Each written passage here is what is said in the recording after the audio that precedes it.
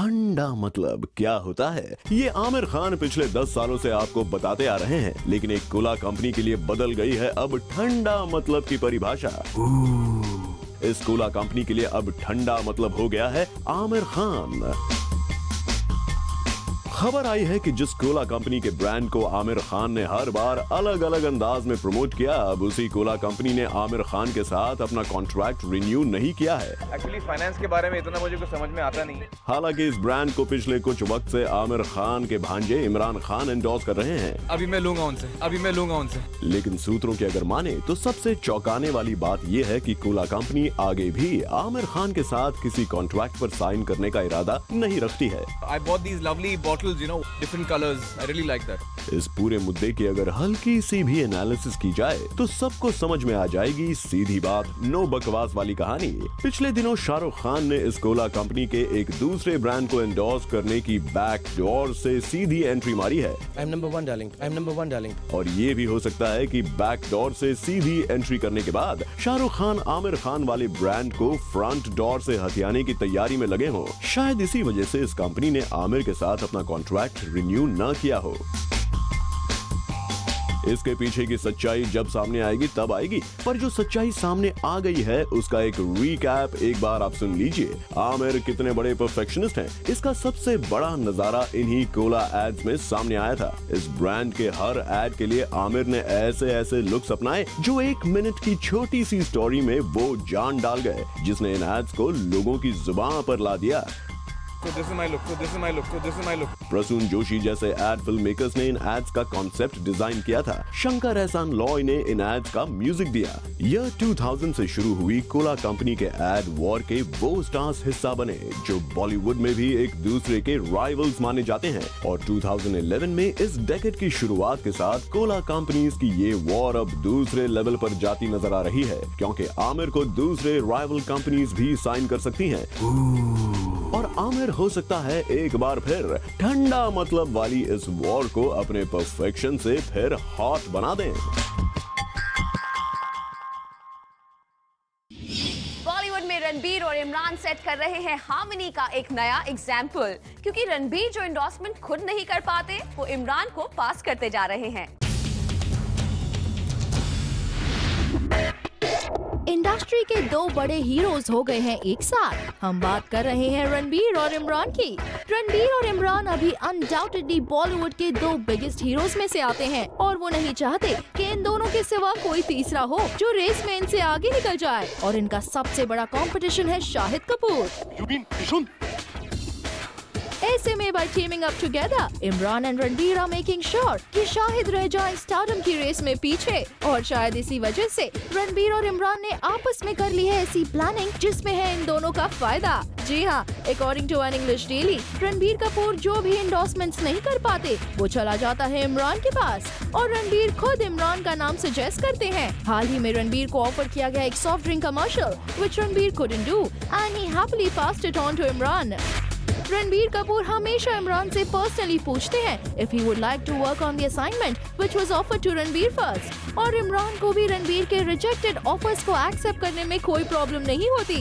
सुनने में तो ये भी आया है कि ये दोनों एक प्रोडक्शन हाउस खोलने की तैयारी में भी थे and that they were also planning to work in a firm together। Shahid से बचने की इतनी तैयारी, नॉट बैड रणबीर, इसको कहते हैं असली गेम। महाशिवरात्रि पर ऋतिक रोशन और उनकी पूरी फैमिली ने भगवान शिव की भव्य पूजा की। हम आपके लिए लेकर आए हैं ऋतिक की इस स्पेशल पूजा के कुछ very special moments.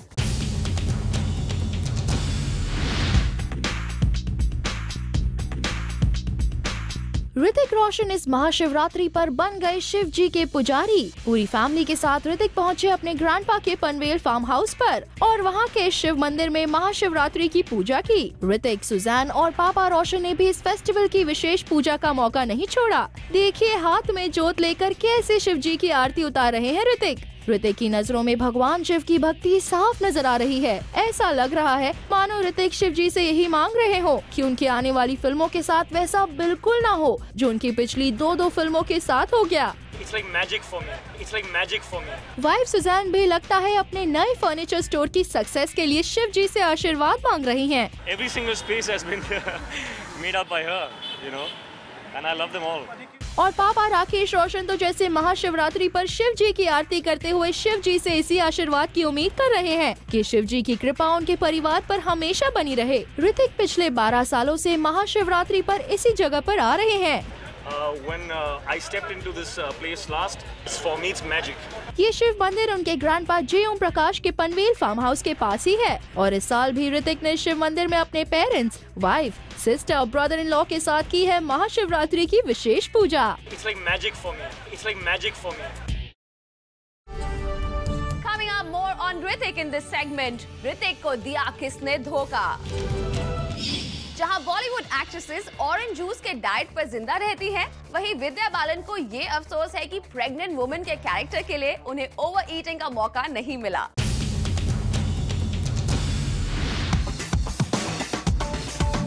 Kareena Kapoor के साइज 0 फिगर के बाद मानो फिल्म इंडस्ट्री में एक ट्रेंड सा बन गया है to get a skinny figure, पर ये ट्रेंड को फॉलो नहीं करती है एक एक्ट्रेस।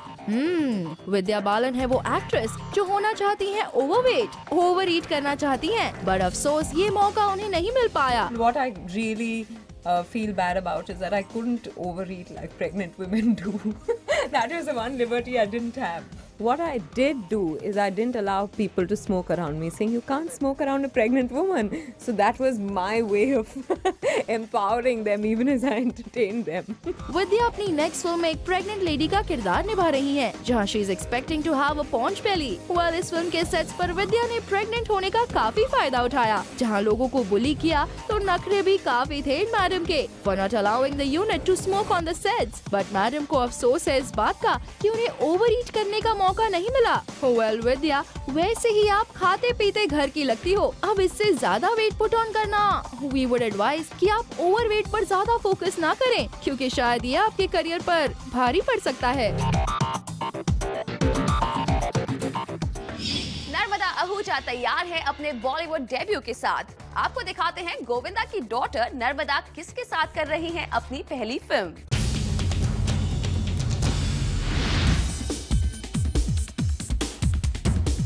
सुनो सुनो सुनो, फाइनली गोविंदा की बेटी नर्मदा आहूजा बॉलीवुड में डेब्यू करने जा रही हैं, जिसे लेकर वो इन दिनों काफी एक्साइटेड भी हैं। All I can say about that movie, it's a very energetic film, very colorful, very commercial, and I couldn't call it like a love story, but yes, it's a romantic comedy love story. Narmada जिस film को करने जा रही हैं, वो एक romantic film होगी और इनके ऑपोजिट होंगे वीरेंद्र सिंह। इस फिल्म को डायरेक्ट कर सकते हैं लवली सिंह। वैसे नर्मदा, आपकी फिल्म कब रिलीज होगी उसका तो पता नहीं, बट आपके पापा गोविंदा की फिल्म नॉटी एट 40 में पापा की नॉटी हरकतों को देखकर आप क्या सोचती हैं, वो तो आप शेयर कर ही सकती हैं।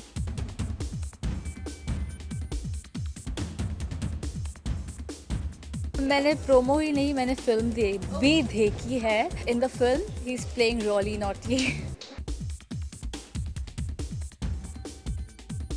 चलिए उम्मीद करते हैं कि जिस तरह आपके पापा ने हमें एंटरटेन किया है, आप भी उनके नक्शे कदम को फॉलो करें और हमें लगातार हिट्स पे हिट्स देते रहें। We wish you good luck, Narmada. You're welcome. Thank you so much. जहां Vishal Bhardwaj is not so happy with Priyanka's performance in सात खून माफ, वहीं एक्टर संजय सूरी को लगता है that the दोस्ताना girls character is a challenging one.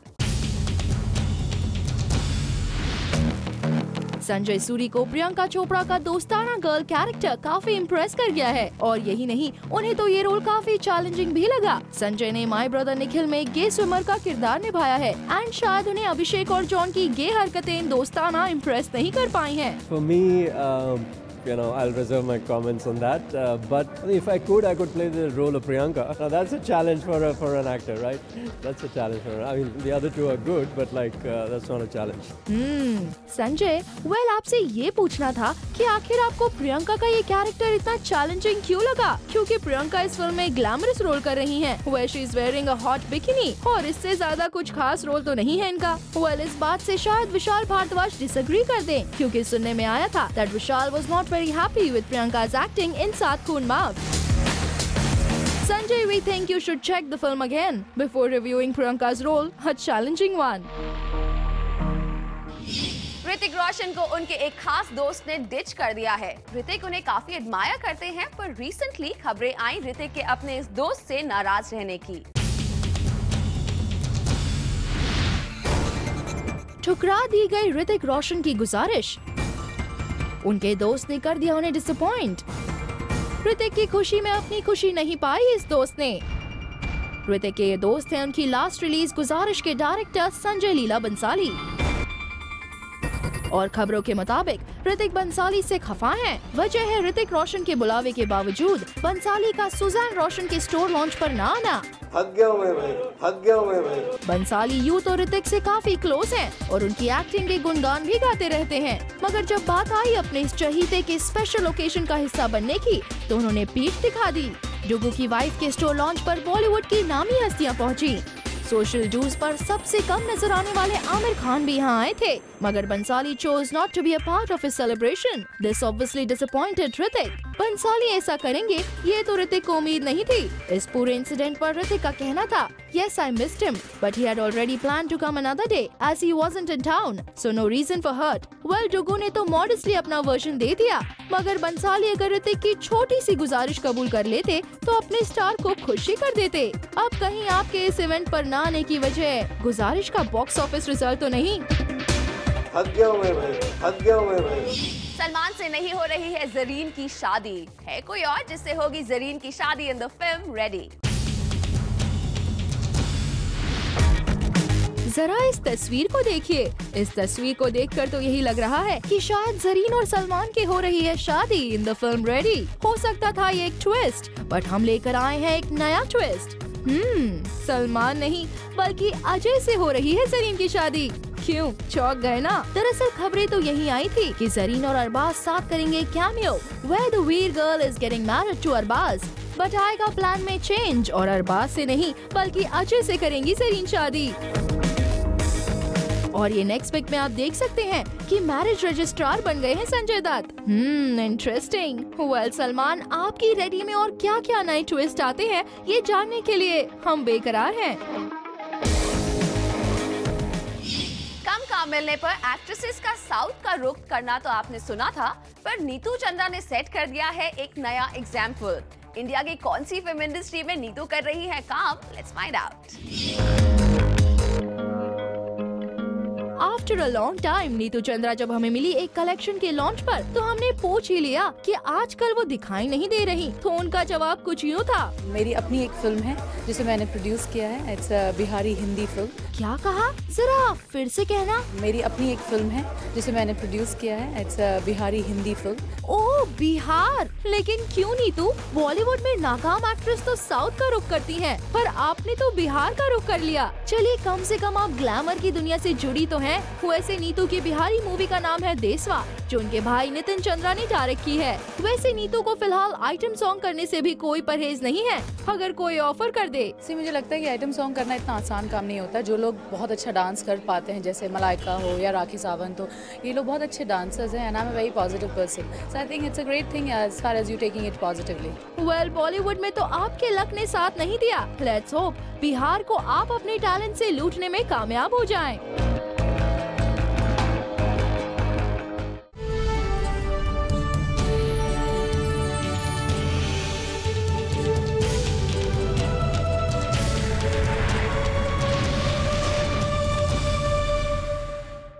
Welcome back guys, मैं हूं जैकी भगनानी और मैं यहाँ कोई फालतू एंकर बनने नहीं आया हूँ। मैं यहाँ आया हूँ अपनी फिल्म को प्रमोट करने, जिसका नाम भी है फालतू। एनीवेज, तुषार कपूर पर गोलमाल ब्रांड का कुछ ऐसे इफेक्ट हुए कि वो बनने जा रहे हैं एक कॉमेडी शो के जज।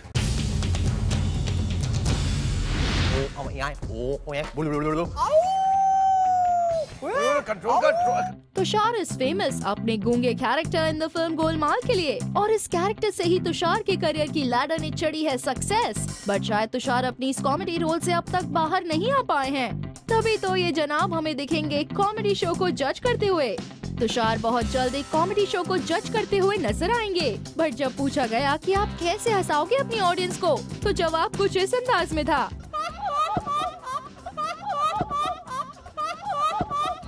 अब बस भी करो तुषार, ये पुराना style, please come up with something new. चलिए छोड़िए, हंसाना बंद कीजिए और ये बताइए कि आप अपने कंटेस्टेंट्स को क्या टिप्स देना चाहेंगे। I don't know if I'll give them tips, but एक एक्टर्स पॉइंट ऑफ व्यू तो दे ही सकता हूँ मैं, क्योंकि मैंने कॉमेडी फिल्में की हैं और इनका शो भी देखा है बहुत। तो एक एक्टर को क्या देखना पड़ता है, क्या सोचना पड़ता है जब वो स्टेज पर आता है, वो सब मैं समझ सकता हूँ। तो उस हिसाब से देखा जाए तो I can give some kind of suggestions अपनी एक्सपीरियंसेस को देखकर।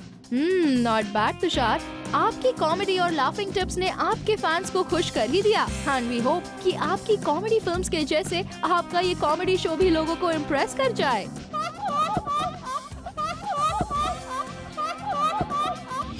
वैसे तो फालतू एक अंडरडॉग की स्टोरी है, बट अभी हम बात करने जा रहे हैं एक बहुत बड़े लेजेंड की। आशा ताई अब एक्टर बनने जा रही हैं। उनकी सिंगिंग की ग्लोरियस इनिंग्स के बाद कैसे होगी उनकी एक्टिंग में innings? We have all the details. Asha Tai बन गई हैं एक्टर। सिंगिंग के सक्सेसफुल करियर के बाद आशा ताई ने इरादा कर लिया है एक्टिंग करने का। जी हाँ भाई, आशा ताई को ऑफर ही हुआ लीड रोल, तो वो भला कैसे मना करती। चलिए आपको बता ही देते हैं आशा ताई की एक्टर बनने का ये पूरा किस्सा। दरअसल आशा भोसले को जब माई फिल्म के लिए अप्रोच किया गया तो वो मना नहीं कर पाई। ये फिल्म एड फिल्म मेकिंग के मशहूर नाम महेश कोडियाल की डायरेक्टोरियल डेब्यू है और इस फिल्म में आशा ताई अपनी 77 की एज से काफी कम उम्र का रोल निभाने जा रही हैं। पद्मिनी कोल्हापुरी इस फिल्म में आशा ताई की को स्टार होंगी। माई में आशा जी एक ऐसी वुमन का रोल निभा रही हैं जिसे उनके बेटे ने घर से निकाल दिया है और वो अपनी डॉटर और सन इन लॉ के साथ रहती हैं। आशा जी को अपना रोल इतना एक्साइटिंग लगा कि उन्होंने फिल्म के लिए झट से हाँ कर दी। पर जब उनसे पूछा गया कि वो आगे भी फिल्म्स में एक्टिंग करना चाहेंगी तो आशा जी का जवाब था नेवर।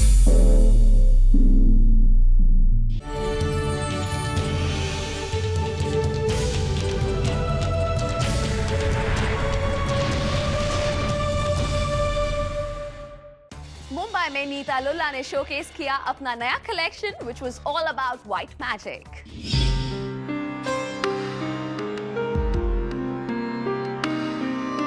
काफी वक्त के बाद डिजाइनर नीता लुल्ला ने अनवील किया अपना वंडरफुल व्हाइट कलेक्शन, जिसे इन्होंने ट्रिब्यूट किया as purity and nobility of Indian women. Essentially, I think this entire collection of mine has the essence of a very elegant, very stylish and yet very feminine woman. वैसे नीता के collection को देखने पहुंचे कई celebs और जिसने भी देखा ये कलेक्शन उसने खूब जमकर की नीता के कलेक्शन की तारीफ। आज जो कलेक्शन है आई थिंक बहुत ही ब्यूटीफुल है क्योंकि इंडियन भी है, वेस्टर्न भी है और जिस तरह से फैब्रिक और जिस तरह से कट का इस्तेमाल किया गया है, खासकर जो फ्लावर्स नीता ने डाले हैं, आई थिंक इट्स ब्यूटीफुल। मुझे एक साड़ी बहुत पसंद आई है जो वाइट नेट की साड़ी है and I will definitely want someone to just pick it up for me and just send it across to my place. I'm very happy to be here today and the collection is of course Neeta's. Some of her whites are lovely and the pastels and the light colors are lovely and I haven't tried them on so but I'm sure they're wonderful. वैसे होली का festival करीब है और नीता का मानना है कि इससे बेटर क्या वक्त होगा अपने कलेक्शन को प्रेजेंट करने का जो कि व्हाइट में है। I think Holi is a season of colors, so all colors are very welcome. White definitely is welcome because उसपे सब कलर्स बहुत निखर के आते हैं जब आप व्हाइट पहनते हो और उसपे गुलाल और रंग छिड़कते हैं। नीता के इस कलेक्शन को देखने पहुँचे कई सितारे, बट कई बड़े सितारों के एब्सेंस ने कर दिया इस शो के रंग को फीका।